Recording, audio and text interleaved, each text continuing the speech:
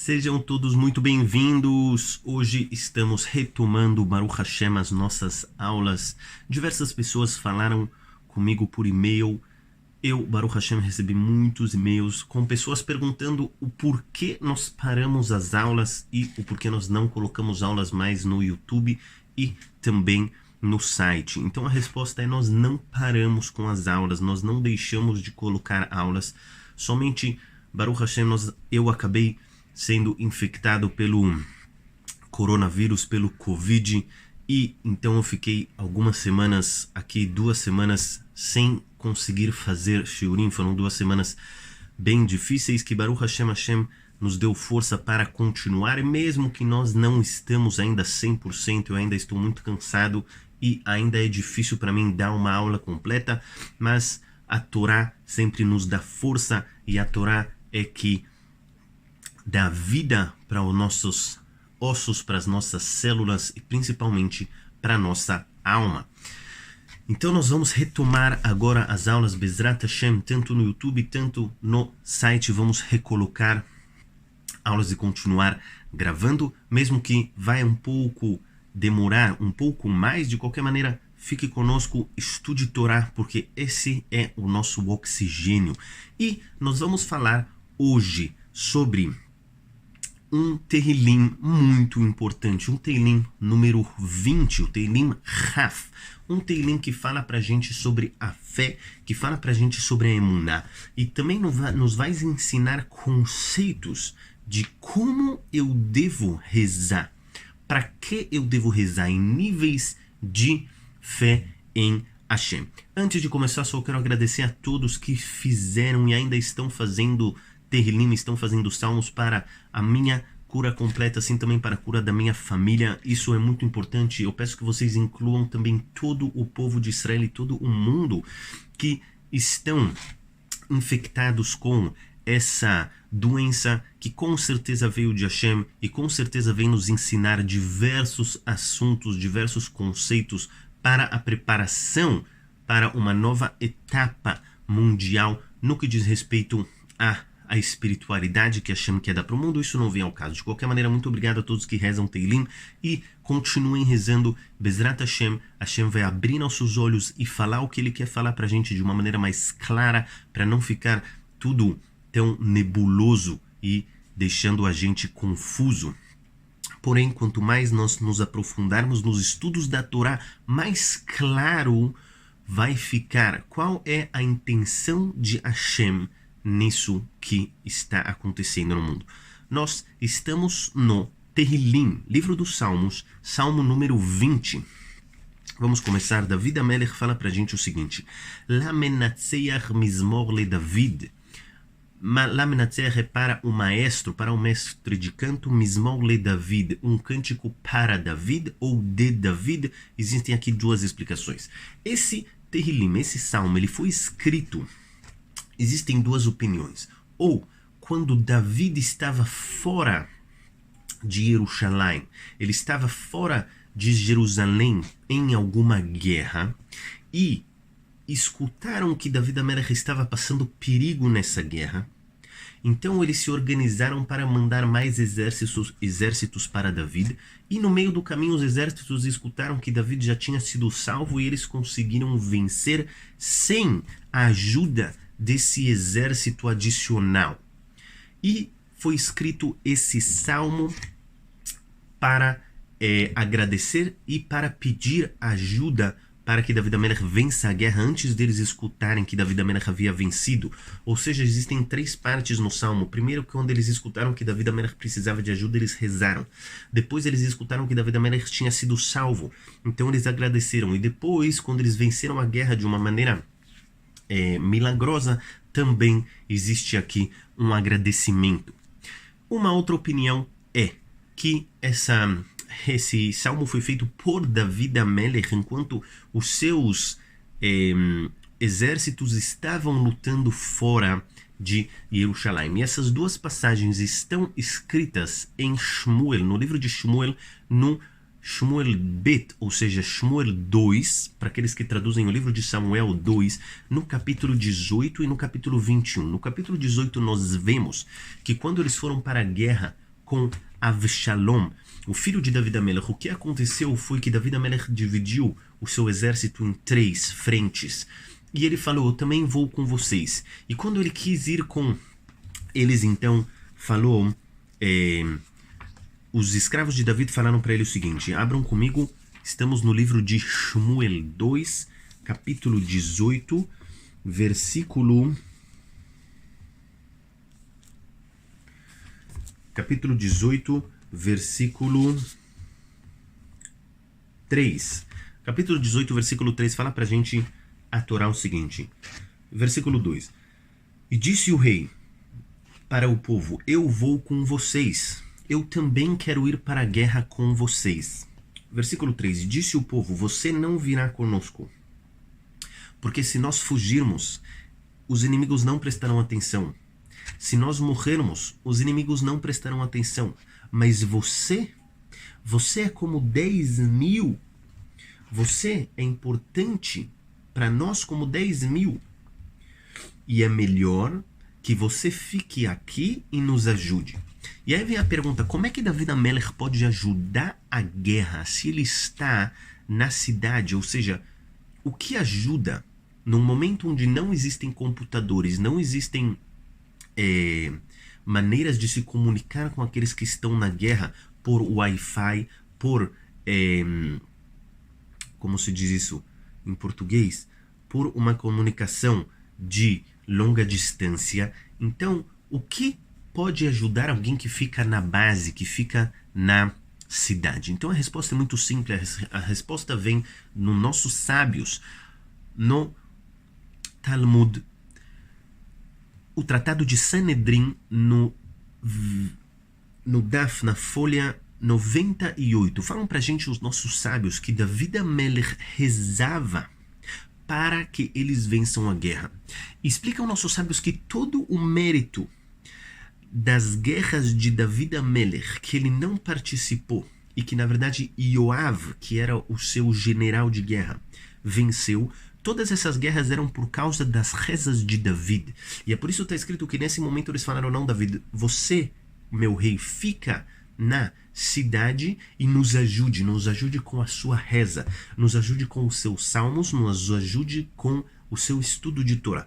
E dessa maneira, os dois estavam guerreando. David Amelech uma guerra espiritual e Yoav uma guerra material. E os dois juntos conseguem vencer a guerra, porque é óbvio que cada coisa que acontece aqui nesse mundo material, existe algo acontecendo no mundo espiritual também. Qualquer guerra que existe no mundo material é também uma guerra no mundo espiritual. Qualquer doença que exista no mundo material também é uma doença no mundo espiritual. Então é óbvio que nós precisamos de 2 frentes quando nós queremos vencer uma batalha, vencer uma doença, vencer uma dificuldade. Nós precisamos da frente material, ou seja, o que eu vou fazer? Digamos, uma doença, o que eu vou fazer? Eu vou me cuidar, eu vou agora tomar medicações, eu vou tomar vitaminas, muito importante. Também, do outro lado, eu preciso rezar, eu preciso pedir, eu preciso me conectar com o espiritual. Assim também uma guerra, eu não posso sair com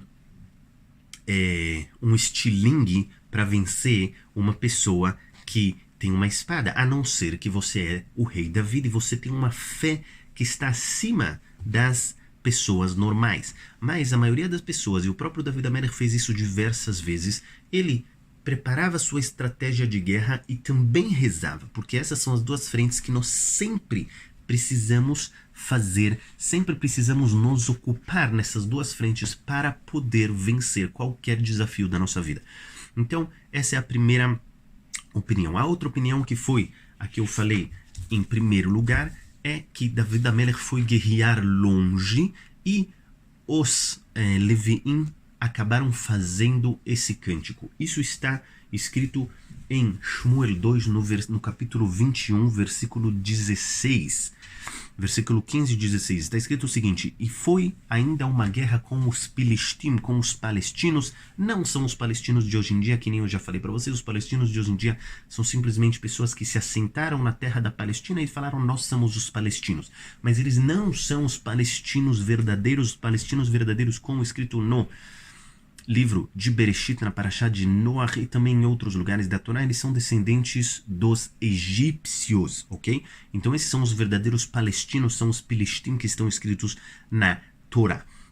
Então houve uma guerra entre o rei David e os palestinos, e David Amelech desceu, ele e os seus escravos, e eles começaram a guerrear, e David Amelech se cansou. David Amelech nesse momento já era muito idoso, David Amelech ele já era muito de idade avançada, mesmo que ele morreu com 70 anos, de qualquer maneira ele já era muito cansado. Uma pessoa de 60 anos na guerra, imagina o quanto que ele pode guerrear, mesmo sendo David Amelech. Então ele já estava muito idoso, ele cansou no meio da guerra, ou seja, o braço dele cansou de virar a espada de um lado para o outro, e o escudo também, então ele cansou. Na hora que ele cansou, veio um dos gigantes, que eram os filhos de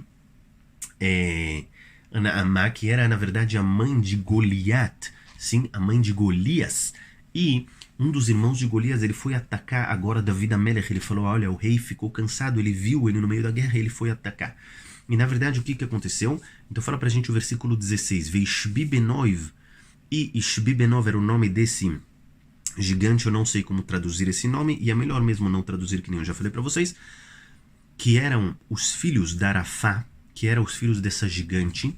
O Mishkal Kenoi, ele tinha o peso da lança dele eram 300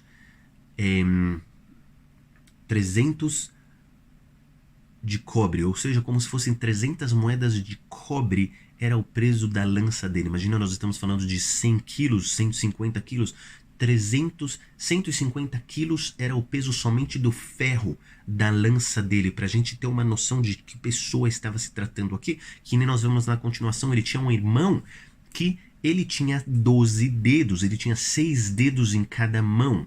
Sim, ele era uma pessoa muito diferente do que nós conhecemos hoje em dia. Ele era um gigante, ele tinha muito mais de 3 metros de altura, eles eram muito grandes, eles eram muito fortes, e ele decidiu agora, ele vai agora atacar David Amelech, sim? E ele estava com Hagur Hadashah, ele tinha uma roupa nova de guerra, sim? Uma roupa nova de guerra, uma espada nova de guerra, uma lança para atacar David Amelech. Vayomer leakot et David, ele decidiu agora atacar David Amelech e estava indo na direção de David Amelech enquanto o rei estava cansado. E ajudou Avishai ben Tzruya. Avishai ajudou David Amelech e atacou esse gigante, acabou ferindo o gigante e matando o gigante. São essas duas opções de quando foi dito, quando foi feito esse Tehillim número 20. Ok? Então, nós vemos essas duas opções. Os nossos sábios explicam na Masechet Sanedrin, na verdade, aconteceu aqui coisas muito profundas no que diz respeito a Kabbalah, quando esse gigante foi atacar David Amelech, como ele fugiu e como ele conseguiu se desviar, como ele conseguiu atacar, como Yoav ben Tzruya sabia, Avishai ben Tzruya, como Avishai sabia que David Amelech estava passando perigo. Tudo isso nossos sábios explicam de uma maneira muito profunda no Talmud. De qualquer maneira, isso não vem ao caso aqui. Nós temos duas opções quando foi escrito esse salmo. Então nós estamos no capítulo 20, salmo número 20, versículo 2. Fala o versículo 2. Yancha Hashem beyom tzara. Te responderá Hashem no dia de sofrimento. Ou seja, quando você tem algum sofrimento na sua vida que nunca você venha ter. Mas se você está passando por algum sofrimento, então esse salmo diz, Hashem vai te responder no dia do seu sofrimento. E essa gevra vai te elevar, Shem, o nome do Elohei Yaakov, do Deus de Yaakov, ou seja, ele vai te elevar. Por que elevar? Que nem nós sabemos que Misgav, Shem Tov Hashem le Misgav be'et tzara, que nem está escrito no Tehillim em diversos lugares. Hashem ele é comparado a um Misgav. Misgav é um monumento, é uma fortaleza. Por quê? Porque a fortaleza a pessoa está mais alto. Misgav vem da palavra elevar. Quando a pessoa ela se conecta com Hashem, ele é elevado. Por que elevado? Porque todos os sofrimentos eles estão lá embaixo e eles estão indo para lá e para cá como se fossem ondas, como se fossem águas fortes que eles vêm atacar a pessoa. E quando Hashem eleva a pessoa, então a pessoa sai de todos esses sofrimentos e os sofrimentos não conseguem alcançá-lo. Por isso está escrito aqui, Hashem vai te responder e Hashem vai te elevar. o nome do Deus de Yaakov. E aí é óbvio que você está se perguntando em casa, por que Deus de Yaakov? Por que não Deus de Abraham? Por que não Deus de Yitzhak? Por que não Deus de Moshe? Por que está escrito Deus de Yaakov?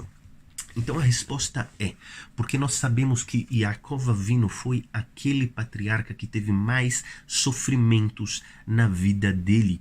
Yaakov Avinu infelizmente teve diversos sofrimentos, começando com a troca das esposas. Começando, antes disso, com o seu próprio irmão querendo assassiná-lo. E aí ele corre, e ele foge, e aí ele encontra uma esposa. Ele fala, eu quero casar com ela. No final trocam a esposa, e ele tem que trabalhar mais 7 anos para conseguir casar com a segunda filha de Lavan, que era na verdade a esposa que ele queria. E depois ele vai, ele foge, e o sogro dele tenta matar ele. E Hashem salva ele. Depois ele vai para outro lugar e a filha dele é violentada. E aí os filhos dele acabam assassinando toda a cidade. E logo depois ele vai e mora e fala, agora acabaram meus sofrimentos. Não, o filho dele é vendido. Ele pensa que o filho dele morreu. E ele fica 20 anos sem ver o filho dele. E depois o filho vai para o Egito, e ele também vai para o Egito. E até que o faraó pergunta para ele, quantos são os anos da sua vida? Ele fala, os anos da minha vida são ruins. Os anos da minha vida foram muito ruins. Porém, do mesmo jeito que ele fala que são ruins, fala para a gente, Yaakov Avinu, no livro de Bereshit, no livro de Gênesis, para você que ainda traduz os livros da Torá. Então nós temos no livro de Bereshit, no capítulo 35, onde Yaakov Avinu fala, o Deus que me responde nos dias dos meus sofrimentos. Ou seja, o Deus de Yaakov, aquele Deus que esteve com Yaakov em todos os seus sofrimentos. Não como Avraham, Yitzhak e Baruch Hashem não tiveram muitos sofrimentos na sua vida. Não, Yaakov, que mesmo nos sofrimentos Yaakov não largou Hashem. Esse Deus vai te responder. Esse Deus estará com você. Por isso nós dizemos Elohei Yaakov, justamente o Deus de Yaakov, sim? E principalmente o motivo por que é lembrado aqui Yaakov é porque Hashem prometeu para Yaakov que ele ia cuidar de Yaakov, que ele ia estar com Yaakov, mesmo que Yaakov saísse da terra de Israel e voltasse, sim, quando ele saiu para o Egito, Hashem falou, eu vou estar com você e eu vou te trazer. Quando ele foi para Haran encontrar Lavan e procurar uma esposa, como a sua mãe lhe ordenou, também Hashem estava com ele. Hashem disse, eu estarei com você, eu não vou deixar você. Então Hashem prometeu. E por isso nós dizemos, da mesma maneira que Hashem prometeu para Yaakov estar com ele em qualquer momento, assim também Hashem estará com você em qualquer momento, através desse Mizmor, através desse salmo. Versículo 3, fala Hashem para a gente, Ishlach ezrecha mikodesh, ele enviará a sua ajuda desde o santo, ou seja, desde o santuário, que é Jerusalém, Yerushalayim, aqui é onde nós moramos, Baruch Hashem, o lugar mais santo do mundo, o lugar onde será em breve construído o Beit HaMikdash, o lugar onde a presença de Hashem nunca sai de lá, que é hoje em dia o muro oeste, Kotel HaMa'aravi, o muro do oeste, sim, ou traduzido em português e em espanhol, o Muro das Lamentações. Na verdade, o muro oeste, esse é o muro aonde Hashem prometeu que a presença dele nunca sairia de lá. Esse é o motivo porque ele nunca foi destruído. Isso já era uma profecia, que esse muro jamais seria destruído porque a presença de Hashem está lá. Isso vem dos 4 pontos cardeais que nós temos. É óbvio que cada ponto cardeal ele tem um significado espiritual. Como nós sabemos, existem 4 pontos cardeais, mas em cima e embaixo, mas o ponto de referência, que na verdade são 7 são 7 dias da semana, que nós temos também o Shabbat. O 7 ele é um número acima da natureza, ele é um número acima do material, assim também como o 8 ele é infinito. Se você prestar atenção, o 8, quando você vira ele, ele faz o símbolo do infinito, e aqui por diante nós temos muita Torá para ensinar, mas isso não vem ao caso agora. De qualquer maneira, nós estamos falando sobre o Muro das Lamentações, o Muro Oeste. O Muro Oeste, ele é o muro onde a presença de Hashem está, onde a presença de Hashem nunca sairá de lá. E por isso Hashem diz, desde lá, do lugar onde a presença de Hashem ele está, e ele nunca sairá de lá. Até a construção do Beit HaMikdash em breve, ele te responderá. O Mitzion, e desde Tzion, que é o conhecido em português, infelizmente, como Sião, sim, Tzion, que é o lugar do Beit HaMikdash, é um lugar do Beit HaMikdash, e essa Adeka, ele vai te ajudar, ele vai te fazer andar, ele vai dar os seus passos para você, vai te ajudar. Então nós rezamos que desde Jerusalém, que é o lugar mais santo do mundo, que é o lugar mais kadosh do mundo, Hashem te responderá, Hashem te ajudará. Daqui nós vemos a importância da terra de Israel, a importância de Jerusalém. Eu já falei para vocês em outros shiurim que é uma coisa completamente ilógica. Se você pegar o tamanho de Eretz Israel, o tamanho da terra de Israel e o tamanho de Jerusalém, e ver quantas notícias por dia são faladas sobre Jerusalém, sobre Jerusalém. E agora pega um lugar gigantesco, ok? Como os Estados Unidos, como a Rússia, como a China, que tem milhões de pessoas, que é algo, bilhões de pessoas, desculpe, que é algo fora da nossa imaginação. Quantas notícias por dia existem desses países? Israel, ele não é considerado nenhum país, ele é considerado um estado, e mesmo assim as notícias são completamente desproporcionais. E isso não tem explicação a priori. Porém, é óbvio que isso sim tem explicação, porque Jerusalém, ele é o centro do mundo. Jerusalém é o centro espiritual do mundo. E uma vez que ele é o centro espiritual do mundo, ele causa também que existe aqui um centro material. Sem querer, as pessoas acabam fazendo Jerusalém sendo um centro material também. Todas as notícias, todas as coisas acabam sendo ao redor de Eretz Israel, do povo de Israel, de Jerusalém, exatamente porque toda a espiritualidade do mundo vem através de Jerusalém. Então, nós vemos daqui a importância de rezar por Jerusalém, rezar pela paz em Jerusalém e na terra de Israel, como está escrito no Shir HaMa'alot, no Salmo 120 para frente, nós dizemos: Ishlayu oihavair, bikshu shalom Jerusalém. Está escrito: peçam a paz de Jerusalém, porque estarão em paz aqueles que te amam. Ou seja, deseje a paz de Jerusalém, você estará em paz. Se você rezar para a paz em Jerusalém, você terá paz na sua vida. Porque da mesma maneira que nós nos comportamos, assim também os céus se comportam com a gente. Se eu rezo para a paz dos lugares importantes espiritualmente, assim também eu terei paz na minha vida. Bezerra Hashem, nós ficamos por aqui e haverá a continuação desse salmo tão importante para nossas vidas. E Iratzon, que nós consigamos com saúde, com força, cumprir tudo aquilo que a gente estudou.